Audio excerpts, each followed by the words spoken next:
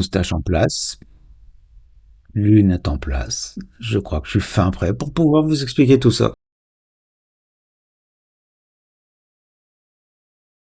Mathématiques, il existe de nombreuses branches. Vous avez déjà travaillé sur l'algèbre, les probabilités, la géométrie. Vous avez peut-être déjà rencontré l'arithmétique. Donc l'arithmétique, c'est la branche des mathématiques qui étudie les propriétés des nombres entiers et les relations entre eux. Alors c'est une branche fondamentale qu'on utilise constamment sans le savoir aujourd'hui.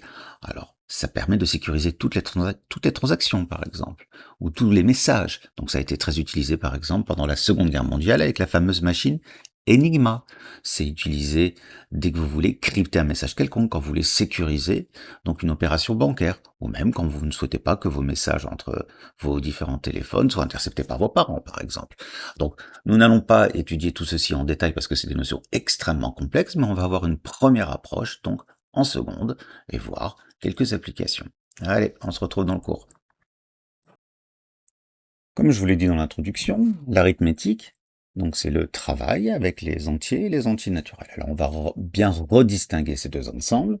Donc on note grand N avec cette fameuse double barre ici, donc l'ensemble des nombres entiers naturels, c'est tout simplement les nombres avec lesquels on compte, 1, 2, 3, 4, 5, etc., auxquels on ajoute 0, vous rappelant qu'ici il y a des accolades. Z, c'est l'ensemble des nombres entiers, ou on dit encore entiers relatifs, qu'on va noter de la façon suivante avec cette fameuse double barre ici. Donc c'est tous les entiers naturels avec leurs copains opposés. Alors on va admettre, c'est assez trivial, la somme, la différence et le produit de deux entiers sont toujours des entiers. De toute façon, vous pouvez prendre n'importe quel exemple et vous voyez qu'effectivement, ça fonctionne. On va passer à la démonstration. Première définition. Alors vous avez déjà entendu parler de division, là on va s'intéresser à la division euclidienne dans n. Qu'est-ce que c'est que la division euclidienne? Alors d'abord, c'est une division qu'on pose toujours en ligne. On ne s'amuse plus à poser les divisions telles que vous les avez vues à l'école primaire. Alors pour ceci, on prend deux entiers naturels a et b, avec bien sûr b différent de 0, et on peut écrire a de façon unique sous la forme suivante. A égale b fois q plus r. Alors, q porte le nom de quotient, c'est tout simplement le nombre de fois où on va pouvoir mettre B dans A, R c'est ce qu'on appelle le reste. Et ce reste qui est ici doit être absolument plus petit que le diviseur B. Ça doit être strictement plus petit que B. Et bien sûr, supérieur ou égal à 0 vu que nous sommes dans les entiers naturels. On pourrait définir aussi une division euclidienne avec des entiers relatifs, mais bon, nous n'allons pas le faire parce que nous n'allons pour ainsi dire quasiment pas l'utiliser. Exemple. Si vous prenez par exemple 29 égale 7 fois 3 plus 8, vous voyez qu'ici il y a un problème. Dans 8, je peux mettre par exemple encore 2 fois 3. Donc on ne peut pas dire qu'ici nous sommes face à la division euclidienne de 29 par 3.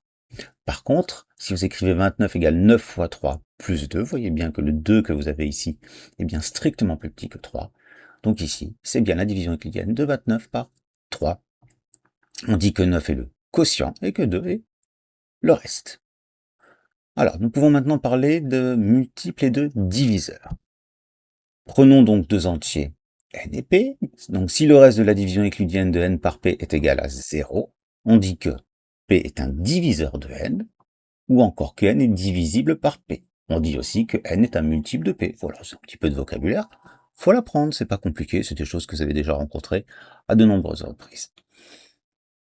Donc, si on arrive à écrire ce genre de choses, si on arrive à dire ceci, ça veut dire qu'il existe un entier q tel que n est tout simplement égal à p fois q. Donc ça sera très important d'être capable d'écrire ce genre de choses sous cette forme. Vous voyez par exemple ici, vous avez 45 égale 9 fois 5, donc on peut dire que 9 est un diviseur de 45, et que 45 est un multiple de 9, tout simplement. On peut aussi dire que 5 est un diviseur de 45, tout ceci c'est la même chose. Quelques petites remarques importantes. Alors, tout nombre entier est un multiple de 1 et de lui-même. Effectivement, vous avez 3, c'est 1 fois 3, ou encore 5, c'est 5 fois 1.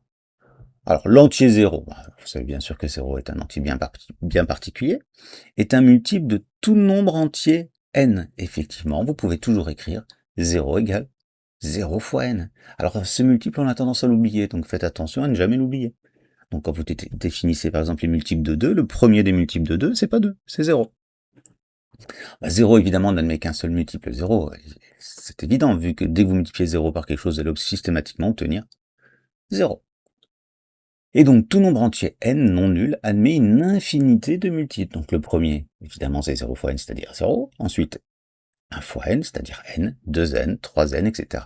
Donc, il faudra être capable de les écrire sous cette forme-là, c'est-à-dire que tous les multiples d'un entier n s'écrivent sous la forme k fois n, où k appartient à z. Très souvent, on se contentera de travailler dans n. Alors, on va voir une petite propriété qu'il va falloir... la démonstration est extrêmement importante, je vais vous la faire que pour la somme, et vous allez voir qu'on va revoir d'autres démonstrations du même type en exercice. Donc, je vais prendre a, n et m trois entiers, tels que n et m sont des multiples de a, donc je prétends. Alors, pour l'instant, je prétends, donc c'est pas démontré, c'est je prétends, que la somme, n plus m, la différence m moins n, ou encore le produit n fois m, sont aussi des multiples de a. Alors pour ceci, il va falloir bien revenir sur des écritures littérales et revenir sur la définition même de ce qu'est un multiple de A. Donc prenons deux multiples de A, n et m. Ça signifie quoi? Ça signifie qu'on peut écrire n sous la forme k fois A, où k est un entier, et m sous la forme k' fois A. Alors attention, il est très important de distinguer k et k'. Donc nous pouvons maintenant écrire la somme. N plus m, ça va être k fois A plus k' fois A, c'est-à-dire k plus k' fois A en factorisant. Et donc maintenant, il suffit juste de vérifier que ceci est bien un entier. Effectivement, c'est un entier parce qu'on a vu au début du cours, on l'a admis, mais c'est assez trivial, que la somme de deux entiers est un entier, que je peux noter grand K. Donc on a bien réussi à écrire n plus m sous la forme grand K fois A. On en déduit bien que n plus m est un multiple de A. Si nous avions voulu faire ceci avec la différence, au lieu de mettre un plus ici, on aurait mis un moins pour la multiplication. Je vous montrerai ceci en exercice. Donc quelques exemples. Vous voyez par exemple que ces deux nombres qui ici sont des multiples de 3. Alors je vous rappelle, c'est facile à voir. Il suffit d'additionner tout simplement les chiffres qui constituent le nombre. Et si cette somme est un multiple de 3, le nombre est aussi un multiple de 3. Donc ces deux nombres sont des multiples de 3. Donc la somme, la différence et le produit sont aussi des multiples de 3. Nous allons maintenant nous intéresser plus en détail aux entiers et voir comment on peut les partitionner, les distinguer les uns des autres. Alors la première chose que vous connaissez, c'est la partition entre les nombres pairs et les nombres impairs. Alors pourquoi je parle de partition? Parce qu'un nombre sera soit pair, soit impair. C'est pas possible qu'on soit les deux en même temps. Et si on fait l'union des nombres pairs et l'union des nombres impairs, ça fera effectivement tous les entiers. Alors on dira qu'un nombre est pair tout simplement s'il est divisible par 2, ou encore si on peut l'écrire sous la forme de k. Alors on va énormément utiliser ceci. Ou bien sûr k appartient à z. On dira qu'un nombre est impair cette fois, tout simplement si c'est un nombre pair plus 1, c'est-à-dire si on peut l'écrire sous la forme de k plus 1, ou évidemment k appartient à z. Alors je vous rappelle un critère de parité, un nombre est pair si et seulement si son chiffre des unités est pair. Vous rappelant que les chiffres, c'est ce qu'on utilise pour écrire les nombres. Par exemple, 28, le chiffre des unités est 8, donc le nombre est bien pair. 39, le chiffre des unités est 9, qui n'est pas un nombre pair, donc ce nombre est impair. Alors, nous allons voir la propriété suivante. La somme de deux nombres pairs est un nombre pair. C'est assez trivial si on fait quelques exemples. 8 plus 6, effectivement, c'est un nombre pair. La somme de deux nombres impairs est un nombre impair. Pareil, prenez n'importe quel nombre impair, 11 et 13, vous additionnez, vous obtenez 24, c'est bien un nombre pair. La somme d'un nombre pair et d'un nombre impair est un nombre impair. 8 plus 11, 19. Alors évidemment, un exemple ne prouve rien. Pour démontrer ça proprement, nous allons revenir sur les définitions que nous avons vues juste au-dessus. Alors je vais uniquement faire la démonstration dans le cas où on fait la somme de deux nombres impairs. Donc prenons deux nombres impairs quelconques. Donc on peut les écrire sous la forme de k plus 1, où k appartient à z, et de k' plus 1. Alors attention, fondamental de distinguer k et k'. Faisons maintenant la somme n plus n'. Donc on obtient 2k plus 1 plus 2k' plus 1. Les deux 1, on peut les mettre ensemble, donc ça va faire 2. Et donc nous allons maintenant tout factoriser par 2. Et qu'est-ce qu'on obtient? 2 facteurs de ceci. Mais ceci n'est rien d'autre qu'un entier. Quand on a vu que la somme de deux entiers est un entier, si j'ajoute 1, c'est aussi un entier. Donc nous avons bien écrit n plus n' sous la forme de k, où k est un entier. Donc ce nombre est bien un nombre pair. Les démonstrations dans les autres cas fonctionnent de la même façon. Nous les verrons de toute façon en exercice. Maintenant, prenons un nombre pair. Alors on va voir que son carré est toujours pair. Effectivement. Si un nombre est pair, il peut s'écrire sous la forme de k. Donc si on le met au carré, n carré c'est 2k au carré. Ou encore 2k fois 2K. Ou tout simplement, gardez ce petit 2 ici. Et mettez ceci ensemble. Donc là, ça va faire 2K carré. Et donc on obtient 2 fois 2K carré. Or 2K carré, c'est bien un entier. On a vu que si on a deux entiers, le produit est un entier, donc K carré est un produit, multiplié par 2, ça sera aussi un entier. Donc nous venons bien de démontrer que N carré est un nombre pair. Pour montrer que la propriété suivante, maintenant, si N est impair, alors N carré est impair, nous allons fonctionner de la même façon. Donc prenons un nombre impair, il s'écrit sous la forme 2K plus 1. Donc on va mettre tout simplement au carré, donc on retrouve une identité remarquable. Donc 2K le tout au carré, on obtient ceci, plus le double produit, on obtient 4K, plus 1 au carré, on obtient ceci. Donc nous avons ici 2 multiples de 2, donc on peut factoriser par 2, et il va rester 1. Ceci étant bien un entier, on en déduit que n carré s'écrit sous la forme 2 fois grand K plus 1, qui est bien un nombre impair. Alors quelques exemples. 24 est pair, donc son carré est forcément pair. On n'est pas surpris. 781 puissance 8 est un nombre impair. Pourquoi? On sait que puissance 8, c'est d'abord un carré, puis encore un carré, puis encore un carré. 2 fois 2 fois 2, c'est puissance 8. Donc ceci étant impair, ce nombre-là est aussi impair, et celui-ci est aussi impair. Alors, les réciproques sont importantes, on va les utiliser de temps en temps. Si n carré est un nombre pair, ça signifie forcément que n est pair. Et si n carré est un nombre impair, ça signifie forcément que n est impair. C'est de toute façon une conséquence immédiate de ce qu'on a vu au-dessus. Nous allons maintenant parler de quelques entiers fameux, ce qu'on appelle les nombres premiers, dont vous avez déjà tous entendu parler, et on va voir quelques applications, notamment avec les fractions irréductibles. Alors, on dira qu'un entier naturel est premier s'il n'admet que deux diviseurs positifs, 1 et lui-même. J'ai bien dit 2. Voilà pourquoi 1 n'est pas un nombre premier, parce que 1 admet comme diviseur uniquement 1. Donc le premier des nombres premiers, c'est 2. D'ailleurs, c'est le seul nombre premier qui est pair.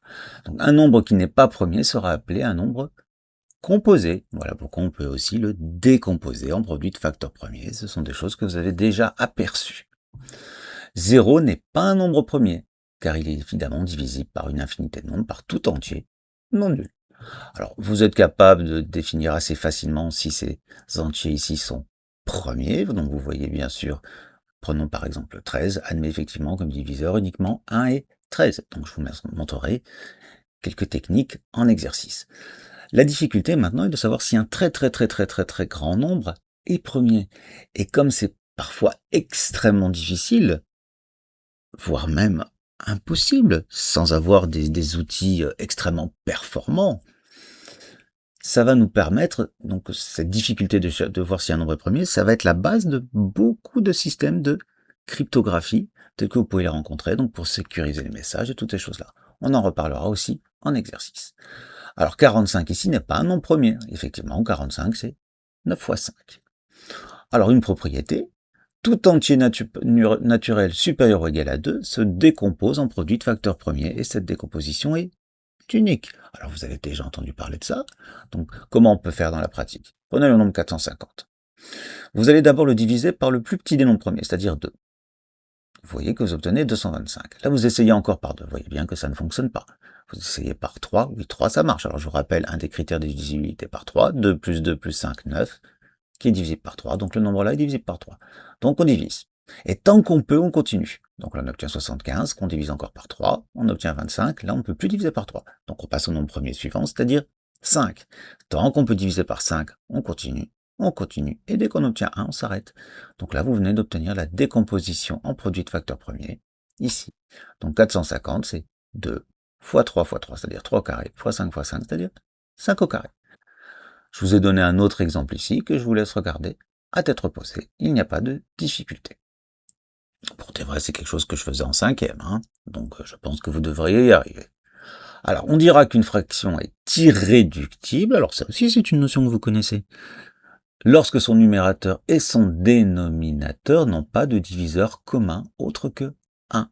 Alors quand vous utilisez la décomposition en produit de facteurs premiers, essayons avec 450, essayons avec ce nombre-là, vous voyez, donc 450 sur 17 787, vous obtenez la décomposition facteur premier au-dessus, en dessous, il ne reste plus qu'à simplifier.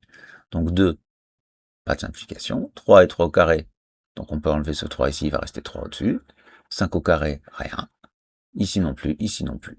Donc voilà, on est certain que le nombre qui est ici va nous permettre d'obtenir la fraction irréductible égale à la fraction qui est ici. Et on obtient donc ce nombre qui est là. Voilà, on refera ça en exercice. Alors, ce cours n'est pas très long, n'est pas très compliqué, mais néanmoins, vous savez qu'un cours, ça s'apprend, un cours, ça se relit, un cours, ça se travaille. Donc c'est une vidéo. C'est facile de revenir dessus.